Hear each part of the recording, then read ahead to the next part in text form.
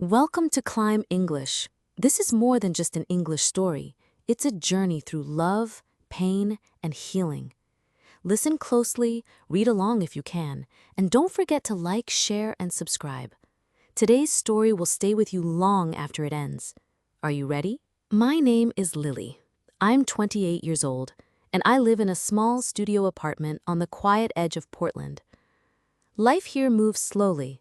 The streets smell like rain and fresh coffee, and the trees change color with the seasons. I work at a local library, tucked between a flower shop and a secondhand bookstore. Every morning I unlock the front doors, straighten the shelves, and greet the regulars who come in looking for peace, or maybe just a good story. I love the quiet hum of the place, the creak of old wooden floors, the warmth of sunlight through tall windows. My life wasn't exciting, but it was calm, predictable, and kind. And after a few difficult years, that was enough for me. I didn't think I needed anything more. But then, like in all stories, everything changed. It was a rainy afternoon in late October, the kind of day where everything feels slow and thoughtful. I was standing behind the front desk, sipping lukewarm tea and listening to the sound of raindrops tapping against the glass. That's when he walked in. He had dark hair, slightly damp from the rain, and wore a navy coat that looked too thin for the weather. He smiled softly and asked where the poetry section was. His voice was calm, deliberate, as if he chose each word with care. I pointed him down the aisle, and for a moment our eyes met. It wasn't dramatic, no thunder, no music, just a quiet moment that felt like the beginning of something I didn't yet understand. He started coming in every week, always around the same time, always asking about new books. His name was James.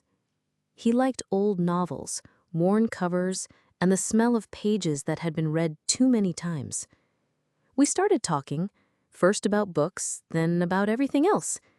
He had this way of listening that made you feel like your words mattered, like silence wasn't awkward, just comfortable. Our conversations grew longer. He brought me coffee once. I remember he apologized because it wasn't hot anymore, but I didn't care. It was thoughtful, like him. One Saturday, he asked if I wanted to walk through the park after work. We did.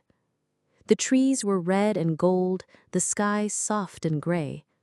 That walk turned into many: bookstores, quiet cafes, weekend movie nights. My world grew brighter with him in it. I didn't even realize I was falling in love until I already had. And with James, it felt easy, natural, safe. One morning, James called me before sunrise. His voice was weak, almost a whisper. "Lily, something's wrong," he said. I drove to his apartment as fast as I could. When I arrived, he was curled up on the couch, pale and trembling. His forehead was burning. He couldn't keep anything down. I helped him into the car, and we rushed to the emergency room. The waiting room was cold and too bright. I sat beside him, holding his hand, trying not to show how scared I was. After hours of tests and questions, a doctor pulled me aside. His expression was serious. James had a rare condition. His liver was failing. If he didn't get a transplant soon, he wouldn't survive. I felt the world shift beneath my feet. All I could think was, I had just found him. I couldn't lose him now. Not like this. I asked the doctors if I could be tested. I didn't hesitate. I didn't even ask James what he thought. I just knew. I had to try. The days that followed were a blur of blood tests, paperwork, and sleepless nights. I waited, fingers crossed, heart pounding, for the answer.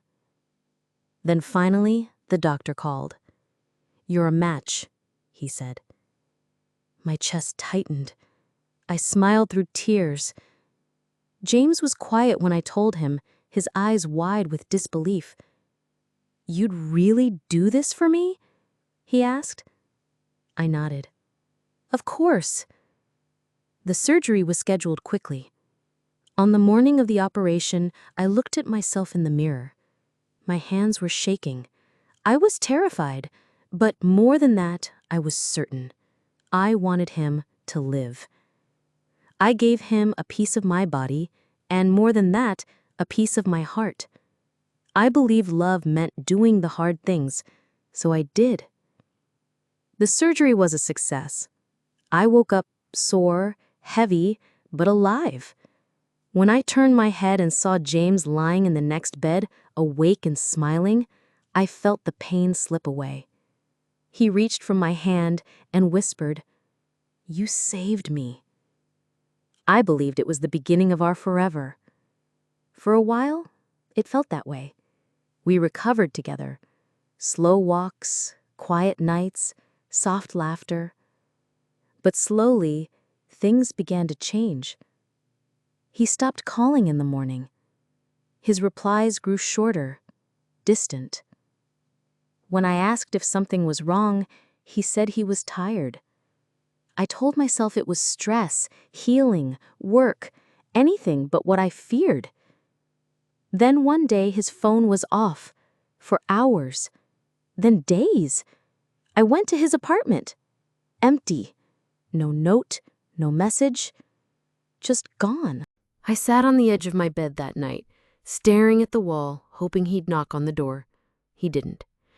And then, a week later, I saw it. A photo online. James in a suit, a woman in white beside him, smiling. "Just married," the caption read. My hands trembled. I stared at the screen, my chest hollow. He had disappeared into someone else's future. For days, I couldn't breathe without crying. I felt like I had been cut open twice, once in the hospital and once by the truth. I kept checking my phone, hoping it was all a mistake, but the silence stayed. Then, late one night, my phone rang, a number I didn't recognize. I answered. "Lily?" the voice said. "It's Daniel. I'm James's friend." I sat up, tense. "Why are you calling me?" He hesitated, then said, "You deserve to know the truth." His words came slowly, like they were painful to say. "James was with that woman long before he met you. He needed a transplant. He stayed just long enough to get one." I couldn't speak. My stomach turned. The room spun. Everything I thought was real shattered in a second. The love I gave him wasn't love to him. It was a transaction, and I had paid the price. I didn't leave my apartment for days. I stopped answering calls, stopped eating, stopped believing in anything. I stared at the scar on my side and hated it, hated what it reminded me of. But one night, I opened my laptop and wrote. I poured the whole story out, not for sympathy, not for revenge, just to let it out. I posted it anonymously, and something unexpected happened. People responded. Hundreds, then thousands. "You're brave. This happened to me too. You're not alone." Their words reached me in a place even James never did. News outlets shared my story. My inbox flooded.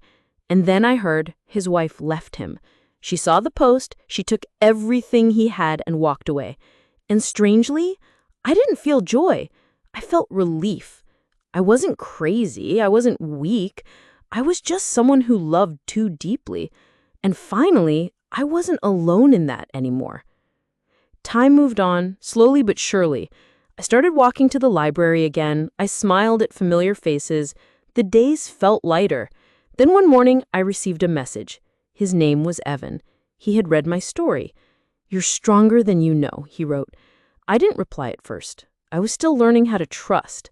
But he kept writing. Not love letters, just little things. Encouragement, kindness. We talked. Then we met. He didn't try to fix me. He didn't rush me. He just stood beside me, gently, quietly. We walked in the park like I used to. I laughed again. Not because I forgot what happened, but because I was healing, not from someone else's love, but from my own strength coming back. Now, when I look in the mirror, I see my scar, but I no longer see pain. I see proof that I survived, that I gave love even when it cost me, and I found something better, love that stays.